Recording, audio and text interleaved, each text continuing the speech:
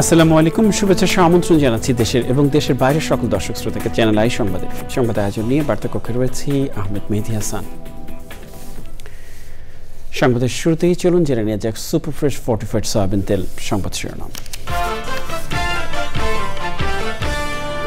বৈষম্য বিরোধী ছাত্র আন্দোলনে মানুষের পাশে দাঁড়িয়ে আবারও আস্থার প্রতীক হয়েছে সশস্ত্র বাহিনী, বললেন প্রধান উপদেষ্টা। এক যুগ পর সেনাকুঞ্জে বেগম খালেদা জিয়া। জুলাই গণহত্যায় জড়িতদের বিচারের পর আওয়ামী লীগকে নির্বাচনে স্বাগত জানানো হবে, বললেন প্রধান উপদেষ্টা। টাইম ম্যাগাজিনের সাথে সাক্ষাৎকার। সংকটের ঝুঁকির কথা না ভুলে জলবায়ু অর্থায়নের সমাধানের পথ খোঁজার আহ্বান। জলবায়ু ন্যায্যতা প্রতিষ্ঠায় সমন্বিত উদ্যোগে জাতিসংঘ মহাসচিবের গুরুত্ব আরোপ। এবং অ্যান্টিগায় বাংলাদেশ ওয়েস্ট ইন্ডিজ সিরিজের প্রথম টেস্ট শুরু আজ। টাইগারদের নেতৃত্ব দেবেন সহ অধিনায়ক মেহেদী হাসান মিরাজ।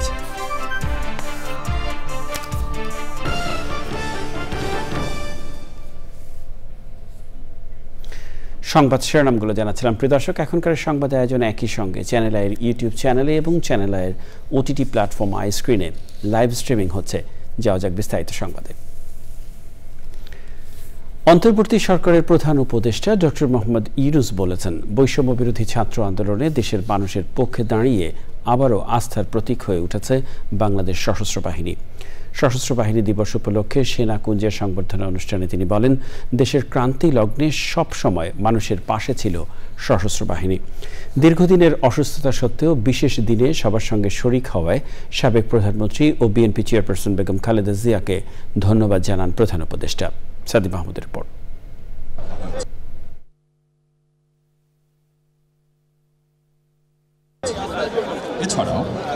সশস্ত্র বাহিনী দিবসে ঢাকা সেনানিবাসের সেনাকুঞ্জে সংবর্ধনা অনুষ্ঠান। যোগ দেন প্রধান উপদেষ্টা ডক্টর মোহাম্মদ ইউনূস। এক যুগ পর সেনাকুঞ্জের অনুষ্ঠানে যোগ দেন সাবেক প্রধানমন্ত্রী ও বিএনপি চেয়ারপারসন বেগম খালেদা জিয়াও। তার সাথে শুভেচ্ছা বিনিময় করেন প্রধান উপদেষ্টা ডক্টর মোহাম্মদ ইউনূস। একে অপরের সঙ্গে কুশল বিনিময় করেন। বেশ কিছু সময় বিভিন্ন বিষয়ে কথা বলেন তারা। দীর্ঘদিন পর সশস্ত্র বাহিনী দিবসের অনুষ্ঠানে যোগ দেওয়ায় খালেদা জিয়াকে ধন্যবাদ জানান প্রধান উপদেষ্টা। আজ আমরা বিশেষভাবে সৌভাগ্যবান এবং সম্মানিত যে বাংলাদেশের 3 বারের নির্বাচিত প্রধানমন্ত্রী, বীর মুক্তিযোদ্ধা শহীদ রাষ্ট্রপতি জিয়াউর রহমানের স্ত্রী বেগম খালেদা জিয়া আজ এখানে আমাদের মধ্যে উপস্থিত আছেন।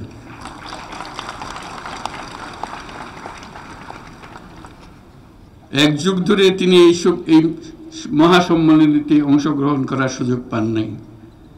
আজকে সুযোগ পেয়েছেন। আমরা সবাই আনন্দিত এবং গর্বিত যে আমরা এই সুযোগ দিতে পেরেছি আপনাকে।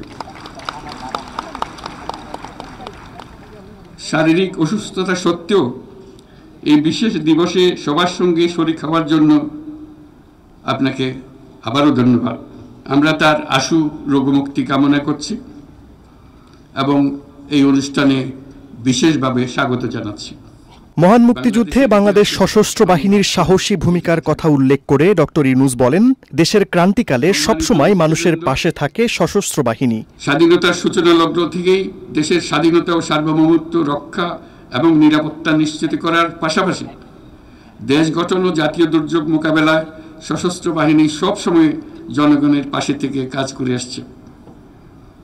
সাম্প্রতিক বৈষম্য বিরোধী ছাত্র আন্দোলনে এবং পরবর্তী সময়ে দেশের ক্রান্তি লগ্নে সশস্ত্র বাহিনী বরাবরের ন্যায় মানুষের পাশে এসে দাঁড়িয়েছে। দেশের ছাত্র জনতা এবং সাধারণের পক্ষে দাঁড়িয়ে সশস্ত্র বাহিনী আবারও দেশের মানুষের কাছে আস্থার প্রতীক হিসেবে স্বীকৃতি লাভ করেছে।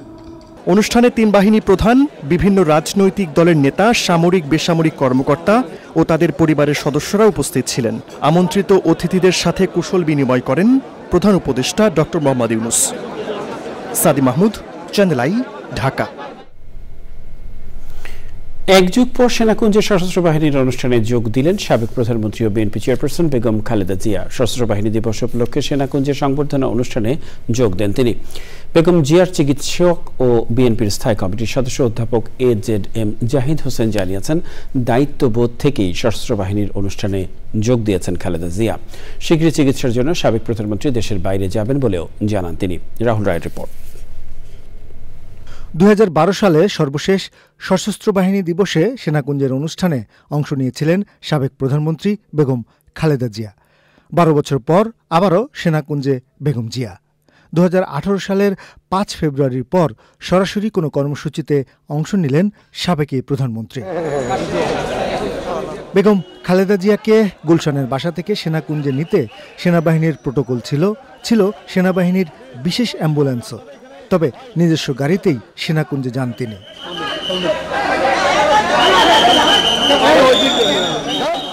বিকেল 3:30টার পর গুলশানের বাসভবন ফিরোজা থেকে সেনাকুঞ্জের উদ্দেশ্যে রওনা হন বেগম খালেদা জিয়া।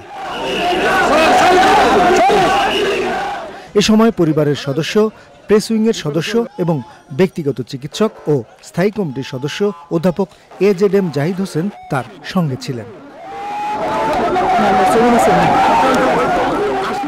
সেনাকুঞ্জে রওনা হওয়ার আগে গণমাধ্যমের সঙ্গে কথা বলেন AZM জাহিদ হোসেন। অল্প সময়ের মধ্যে আপনারা দেখতে পাবেন যে ওনাকে চিকিৎসার জন্য, ওনার যে চিকিৎসা যেটা করানোর জন্য বাইরে নিয়ে যাওয়ার জন্য চিন্তা ভাবনা হচ্ছে, সেটাও খুব সহজেই আপনারা ইনশাল্লাহ দেখবেন।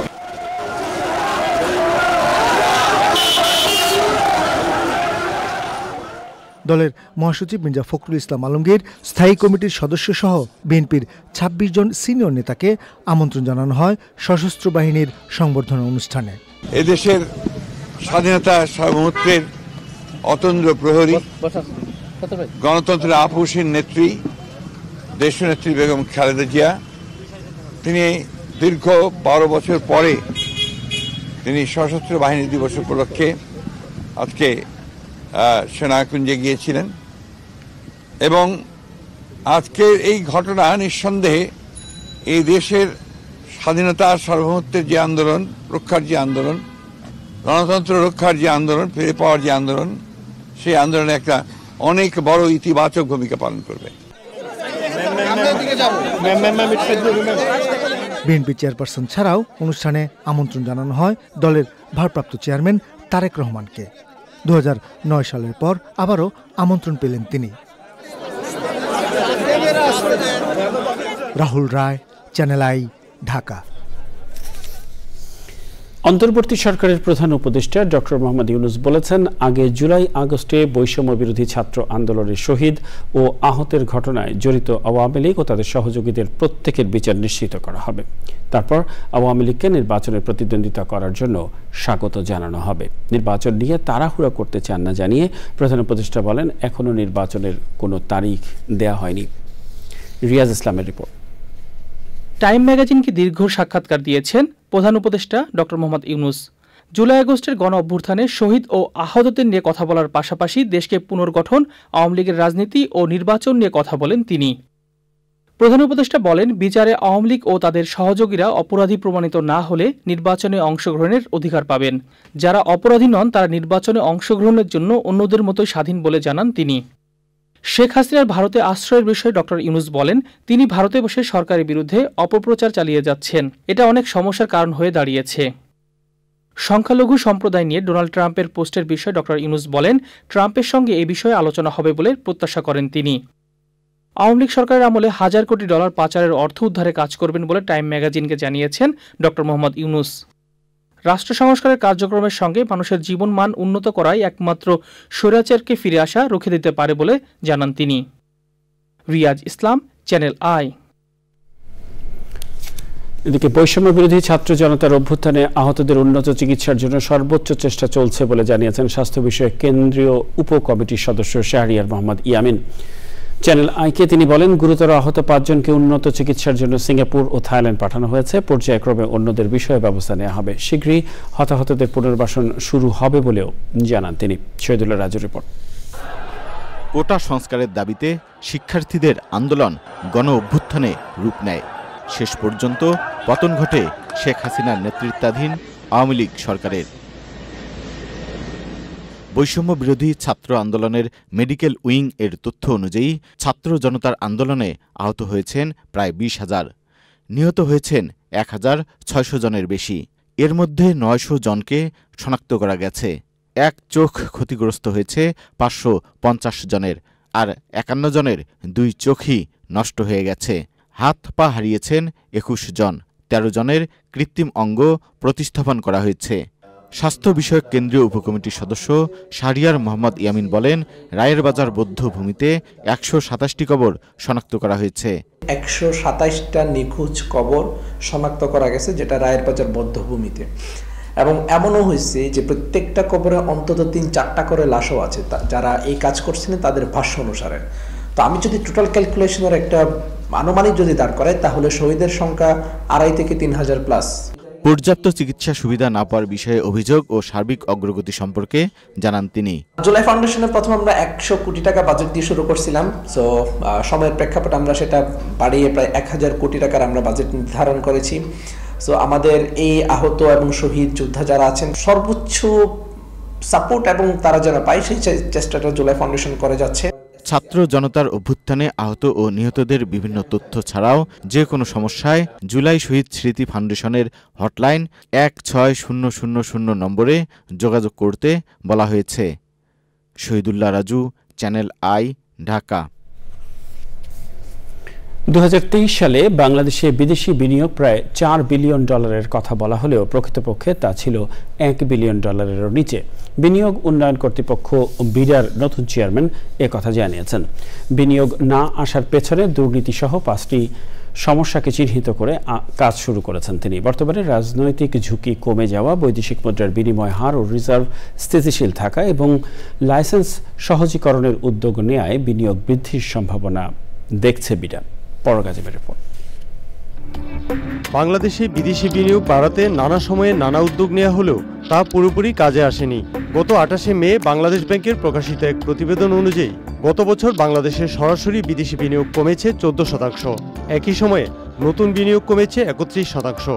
ওই সময়ের তথ্য অনুযায়ী 2023 সালে দেশে বিদেশি বিনিয়োগ এসেছে $344 লাখ। তবে এই অঙ্কের চেয়েও আসলে বিদেশি বিনিয়োগ অনেক কম, বলছে বিনিয়োগ উন্নয়ন কর্তৃপক্ষ বিডা। দেশে যে বিদেশি বিনিয়োগ যথেষ্ট পরিমাণ আসেনি এটা তো খুবই ক্লিয়ার। ইনফ্যাক্ট আমরা যদি গত বছর ফর এক্সাম্পল গত বছর $4 বিলিয়ন এফডিআই আমরা বলছি হয়েছে, বাট সেটাকেও আপনি যদি ব্রেকডাউন করেন অ্যাকচুয়াল ইকুইটি ইনভেস্টমেন্ট যেটাকে আমরা একদম কোর এফডিআই বলি সেটা সংখ্যা কিন্তু $1 বিলিয়নেরও নিচে। বিনিয়োগ না বাড়ার পেছনে কিছু সমস্যা চিহ্নিত করেছে বিডা। এর মধ্যে দুর্নীতি ও ওয়ান স্টপ সেবা না পাওয়া অন্যতম। 5টা মূল সমস্যাতে এখন পিন ডাউন করেছি। Corruption is a big problem. তো আমরা সেটাকে সলিউশন করার জন্য চেষ্টা করছি যে যতটুকু ডিজিটাইজ করে ফেলা যায় সার্ভিসেসগুলো। ওয়ান স্টপ সার্ভিসটাকে ফিক্স করার জন্য আমরা মাল্টি স্টেপ সলিউশনের কথা চিন্তা করছি। প্রথমটা হচ্ছে যারা একেবারেই সিগনিফিকেন্ট হাই ভ্যালু ইনভেস্টর, তাদের জন্য আমরা একটা relationship management model roll out করার কথা চিন্তা করছি, যেগুলা হাই টাচ পয়েন্ট সরকারি সংস্থা, সেগুলাকে আমরা আসলে বিডা অফিসে কোলোকেট করার চেষ্টা করব। সো এক্সাম্পল হিসেবে আমি বলতে পারি যে এনবিআর একটা সিঙ্গুলার জায়গায় আমরা সার্ভিসটাকে নিয়ে আসলে জিনিসটা অনেক ফাস্ট ট্র্যাক হবে। গণ অভ্যুত্থানের মাধ্যমে অন্তর্বর্তী সরকার ক্ষমতায় আসার পর বিনিয়োগ পরিস্থিতি ইতিবাচক দিকে মোড় নিচ্ছে বলেও জানিয়েছেন বিডার নির্বাহী চেয়ারম্যান। বাংলাদেশ এখন একটা ফেয়ার ইলেকশনের দিকে যাচ্ছে। সময়সীমাটা জানতে পারলেই ওনারা মোটামুটি এই ব্যাপারটা নিয়ে স্যাটিসফাইড হবেন। এফএক্স রিজার্ভ নিয়ে যে কমপ্লেনটা অনেক ইনভেস্টারের ছিল বা যে ভয়টা ছিল, বা ফরেন কারেন্সি এক্সচেঞ্জ রেট নিয়ে যে ভয়গুলো ছিল, সেগুলো কিন্তু এখন একটু স্টেবিলিটিতে চলে এসেছে। একটা ইনভেস্টর যখন বাংলাদেশে ল্যান্ড করে তখন সে যেই ধরনের লিগাল ফ্রেমওয়ার্ক, সে যেই ধরনের ফ্যাসিলিটিস এক্সপেক্ট করে, সে যেই ধরনের ট্রিটমেন্ট এক্সপেক্ট করে, সেগুলো আমরা রিজলভ করতে পারছি কিনা। তো সেই ক্ষেত্রে বিডার অনেক কাজ করার আছে। বিদেশে উচ্চতর পড়াশোনা শেষে ব্যাংকার হিসেবে বিদেশি ক্যারিয়ার তৈরি করা আশিক চৌধুরী বললেন, উন্নত দেশে বিনিয়োগকারীদের প্রাধান্য দিয়ে প্রতিষ্ঠানকে সাজানো হয়। সে অনুযায়ী নিয়মের বেড়াজাল সহজ করে বিনিয়োগ মাইন্ডসেট পরিবর্তন করতে চান তিনি। আজিম, চ্যানেল আই, ঢাকা।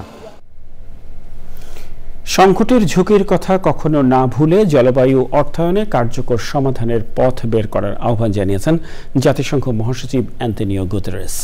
বাকুতে চলমান বিশ্ব জলবায়ু সম্মেলনে যোগ দিয়ে জলবায়ু ন্যায্যতা প্রতিষ্ঠায় উন্নত ও উন্নয়নশীল দেশগুলোর সমন্বিত উদ্যোগে গুরুত্ব আরোপ করেন তিনি। অপরদিকে সম্মেলনের সাইড ইভেন্টে উঠে এসেছে বাংলাদেশ সহ ঝুঁকিতে থাকা দেশগুলোর উপকূলীয় দুর্যোগ ও ব্লু ইকোনমির সম্ভাবনার চিত্র। আজারবাইজানের বাকু থেকে আলিমাল রাজের রিপোর্ট।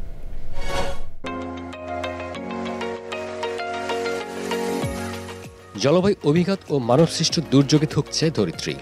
সংকট থেকে উত্তরণে শুরু হওয়া জাতিসংঘ বিশ্ব জলবায়ু সম্মেলনের ২৯তম আসরেও পর্দানামার ক্ষণ ঘনিয়ে আসছে। এর মধ্যে উন্নয়নশীল দেশগুলোর জন্য প্রস্তাবিত $1 ট্রিলিয়ন অর্থায়ন লক্ষ্যমাত্রাকে এক্স হিসেবে উল্লেখ করায় হতাশা ও ক্ষোভ বেড়েছে উন্নয়নশীল ও ক্ষতিগ্রস্ত দেশগুলোতে। এর মাঝেও ১২০টি দেশ ২০৩০ সালের মধ্যে নবায়নযোগ্য জ্বালানি দ্বিগুণ করার ঘোষণা যেমন দিয়েছে, তেমনই সম্মেলনের সাইড ইভেন্টে উঠে এসেছে বিশ্বের উপকূলবর্তী জনপদের জীবন জীবিকা হারানো তথা বাস্তুচ্যুতির তথ্য উপাত্ত। আলোচিত হয় ব্লু ইকোনমির অপার সম্ভাবনার কথাও। Increasing of the global population will be affects by the depending of for the food. The current land-based food production system unable to meet the nutrition needs of the growing population due to the land capacity limitations. Ocean acidification is the new phenomenon started with the rise of the global temperature. Sea acidification actually causes the loss of the biodiversity. That means that impacted the livelihood of the dependent community on the coastal resources. অচলাবস্থা কাটাতে সব পক্ষকে ইতিবাচক ও গঠনমূলক ভূমিকা নেওয়ার আহ্বান জানানো হয়। 2025-এর পর থেকে যে প্রতি বছর কী পরিমাণ ক্লাইমেট ফাইন্যান্স মোবিলাইজ হবে এবং সেটা পরবর্তীতে ডেভেলপিং কান্ট্রিকে ডিস্ট্রিবিউট করা হবে, সেইটা এখনও সেট করা সম্ভব হয়নি। এবং একটা রেঞ্জ নিয়ে আলোচনা হচ্ছে যে প্রতি বছর 300 বিলিয়ন থেকে 1 ট্রিলিয়ন, এর মধ্যে রেঞ্জ নিয়ে আলোচনা হচ্ছে, তবে একমত হওয়া সম্ভব হয়নি। ক্লাইমেট চেঞ্জ কনফারেন্সের একেবারে শেষের দিকে এসেছি, এর মধ্যে ড্রাফট ইস্যু হয়ে গেছে, এখন যা নিয়ে জোর আলোচনা চলছে, নেগোসিয়েশন চলছে। এই ব্লু জোনের পাশাপাশি গ্রিন জোনেও কিন্তু নানা সাইড ইভেন্ট হচ্ছে এবং নানা বিষয় নিয়ে কথা হচ্ছে। আসলে আমরা ক্লাইমেট চেঞ্জের যে প্রভাব, সেই প্রভাবের কারণে কিন্তু আমরা কোস্টাল এরিয়াতে আমরা অনেক কিছু হারিয়ে ফেলছি এবং যারা কোস্টাল বেল্টে বসবাস করে তাদের মধ্যে প্রায় 17 মিলিয়ন জেলে অথবা যারা ওখানে থাকে তারা কিন্তু সেখান থেকে বাস্তুচ্যুত হয়েছে, তারা ঘরবাড়ি হারিয়েছে।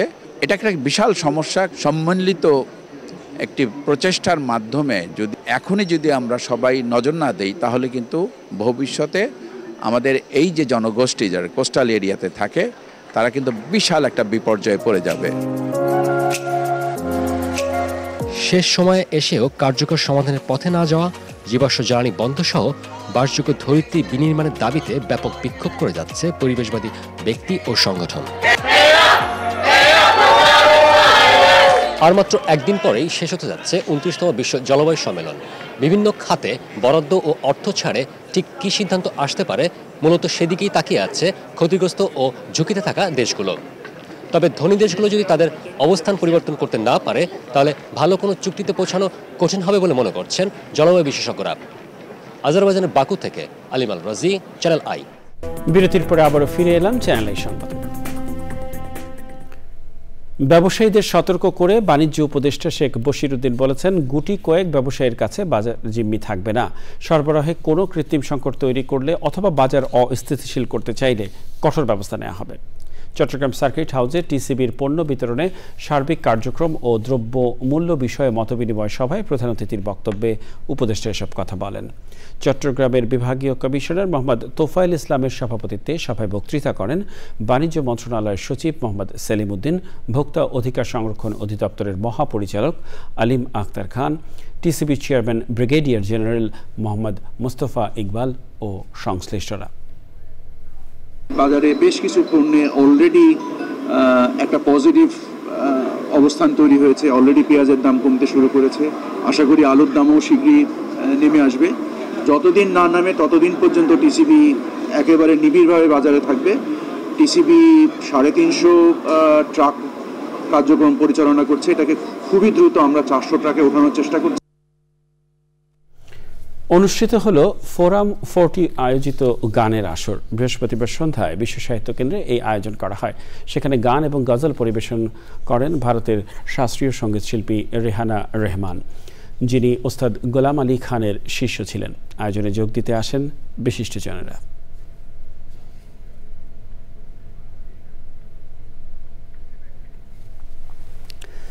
ইসরায়েলের প্রধানমন্ত্রী বেনিয়ামিন নেতানিয়াহু সাবেক প্রতিরক্ষা মন্ত্রী ইয়োভ গ্যালান্টের পাশাপাশি হামাসের সামরিক কমান্ডার মোহাম্মদ দেইফের বিরুদ্ধে গ্রেফতারি পরোয়ানা জারি করেছে আন্তর্জাতিক অপরাধ আদালত। তবে বৈশ্বিক চাপ থাকা সত্ত্বেও লেবানন ও গাজায় হামলা অব্যাহত রেখেছে ইসরায়েলি সেনারা। লেবাননের টায়ার জেলার বাসিন্দাদের সরে যাওয়ারও নির্দেশ দিয়েছে ইসরায়েল। গাজার বেইত লাহিয়ায় ও শেখ আদওয়ান এলাকায় ইসরায়েলি হামলায় 88 ফিলিস্তিনি নিহত হয়েছে। এদিকে মার্কিন সিনেট ইসরায়েলের অস্ত্রের চালান বন্ধ করার একটি বিড প্রত্যাখ্যান করেছে। এছাড়া যুদ্ধবিরতির আলোচনা করতে ইসরায়েলের প্রধানমন্ত্রীর সাথে সাক্ষাৎ করতে তেল আবিবে আছেন যুক্তরাষ্ট্রের পররাষ্ট্রমন্ত্রী আমোস হোচস্টাইন। তবে হিজবুল্লাহ নেতা নাইম কাসেম বলেছেন, আগে লেবাননের সার্বভৌমত্ব রক্ষা করতে হবে, তারপর সম্পূর্ণ যুদ্ধবিরতি। এ পর্যায়ে কৃষি সংবাদ।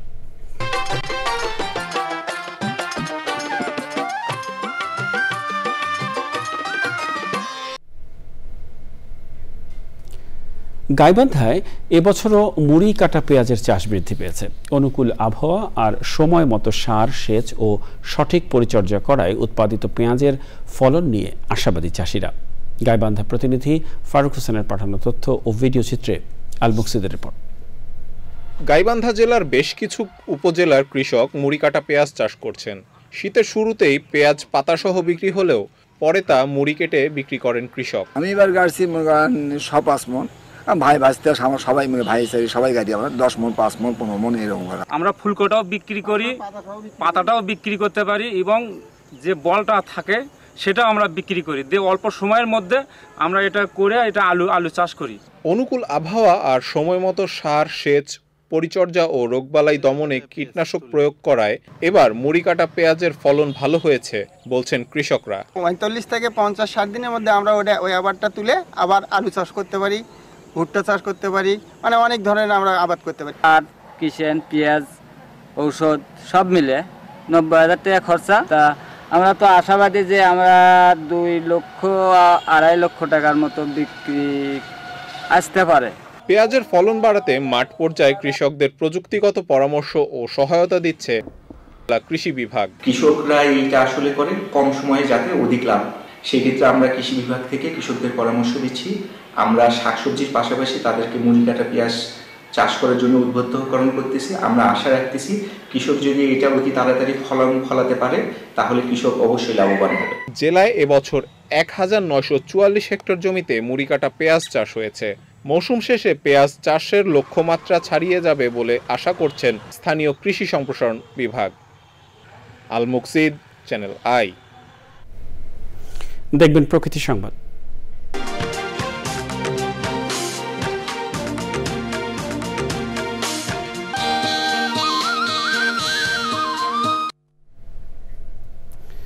কর্তৃপক্ষের উদাসীনতা আর অব্যবস্থাপনায় বেদখল হয়ে গেছে ভোলার লালমোহনে নির্মাণাধীন বীর বিক্রম হাফিজউদ্দিন স্টেডিয়াম। দীর্ঘদিন ধরেই ভাগাড়ে পরিণত হয়েছে স্টেডিয়ামটি, এমনকি গড়ে উঠেছে বসতিও। দ্রুত নির্মাণ কাজ শেষ করে স্টেডিয়ামটি খেলার উপযোগী করার দাবি জানিয়েছেন স্থানীয়রা। হারুনা রশিদের তথ্য ও ভিডিও চিত্রে আফরোজা হাসির রিপোর্ট।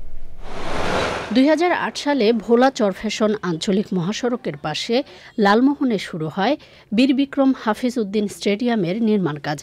আধুনিক গ্যালারি ও মার্কেট নির্মাণ সহ অত্যাধুনিক স্টেডিয়াম নির্মাণের পরিকল্পনা থাকলেও অজানা কারণে মাঝপথেই বন্ধ হয়ে যায় নির্মাণ কাজ।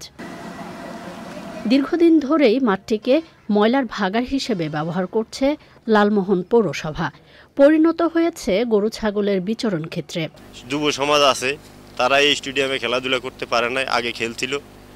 তারপরে আমাদের পৌরসভা থেকে যে ময়লা এখানে ফালাইছে, ময়লার বিভিন্ন গাড়ি টাড়ি আইনে ময়লা ফালাইতে আমরা বহুবার এই মেয়রের কাছে জানাইছি এই সমস্ত ঘটনা। আমাদের তো একটা খেলার মাঠও দরকার, আর নাহলে আমরা খেলুম কোদিকে? এদিকে একটা মাদ্রাসা আছে, এছাড়া আরও অনেক কিছু স্কুলও আছে। এর দিকে মানে আমরা খেলি, প্রতি শুক্রবারেও খেলার আমাদের কোনো সুযোগ নেই। স্থানীয়দের অভিযোগ, উদ্দেশ্যমূলকভাবেই অযত্ন আর অবহেলায় মাঠটি খেলাধুলার সম্পূর্ণ অনুপযোগী হয়ে পড়েছে। আমরা বিগত দিন খেলছিলাম, কিছুদিন খেলার পরে স্টেডিয়ামে পৌরসভা থেকে যে ময়লার স্তূপ পালাইছে, এরপরে কেউ বালি ফালাই রেখেছে, কেউ গরু ফালে। আমাদের এলাকার পোলাপানের খেলার কোনো মাঠ নাই, ময়লা আবর্জনাতে পড়ে আছে। খাম্বা, এই যে ময়লা পৌরসভা, লালমোহন পৌরসভার যত ময়লা আছে এগুলাতে পড়ে রয়েছে। খোয়া, বালি, গরু, ছাগল। এই যে এই সাইডে আপনার ওই অনেক মানে যে অনেক মানুষ এই যে গরু ছাগল পালে। তবে এ বিষয়ে দ্রুত সংস্কারের আশ্বাস দিলেও এখন পর্যন্ত কোনো উদ্যোগই নেয়নি কর্তৃপক্ষ। ইতিমধ্যে জায়গাটা কিছু ময়লা আবর্জনা রয়েছে, পৌরসভার পক্ষ থেকে সেই ময়লা আবর্জনাগুলো ডিসপোজাল করার উদ্যোগ নেওয়া হয়েছে। কিছু ময়লা ওখান থেকে সরিয়ে ফেলা হয়েছে। লালমোহন পৌরসভার জন্য একটা ট্রিটমেন্ট প্লান্ট স্থাপনের পরিকল্পনা রয়েছে। যদি সেই প্লান্ট স্থাপন করা যায় তাহলে ভবিষ্যতেও যত ময়লা আবর্জনা আছে সেখানে সেগুলো যথাযথভাবে ট্রিটমেন্ট করা সম্ভব হবে আমাদের। দখল ও দুর্গন্ধ মুক্ত করে স্টেডিয়ামটি খেলাধুলার উপযোগী করার দাবি সব মহলের। আফরোজা হাসি, প্রকৃতি ও জীবন ডেস্ক, চ্যানেল আই। জানাবো খেলার খবর।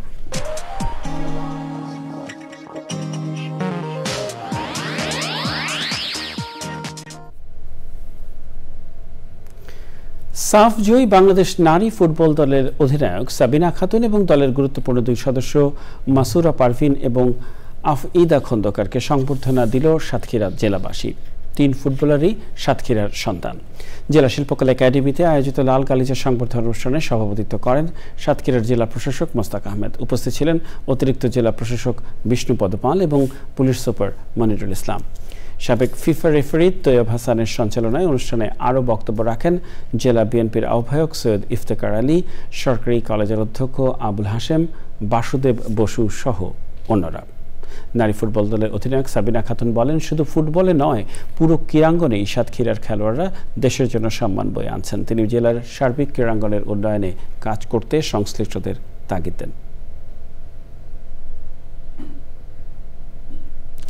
প্রিয় দর্শক, সংবাদের শেষ প্রান্তে আমরা চলুন আরও একবার জেনে নেওয়া যাক যা ছিল এখনকার সুপারফাস্ট ফর্টিফাইড সয়াবিন তেল সংবাদ শিরোনামে।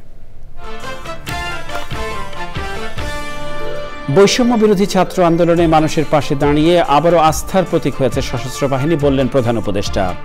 1 যুগ পর সেনাকুঞ্জে বেগম খালেদা জিয়া। জুলাই গণহত্যায় জড়িতদের বিচারের পর আওয়ামী লীগকে নির্বাচনে স্বাগত জানানো হবে, বললেন প্রধান উপদেষ্টা। টাইম ম্যাগাজিনের সাথে সাক্ষাৎকার। সংকটের ঝুঁকির কথা না ভুলে জলবায়ু অর্থায়নের সমাধানের পথ খোঁজার আহ্বান। জলবায়ু ন্যায্যতা প্রতিষ্ঠায় সমন্বিত উদ্যোগে জাতিসংঘ মহাসচিবের গুরুত্ব আরোপ। এবং অ্যান্টিগায় বাংলাদেশ ওয়েস্ট ইন্ডিজ সিরিজের প্রথম টেস্ট শুরু আজ। টাইগারদের নেতৃত্ব দেবেন সহ অধিনায়ক মেহেদী হাসান মিরাজ।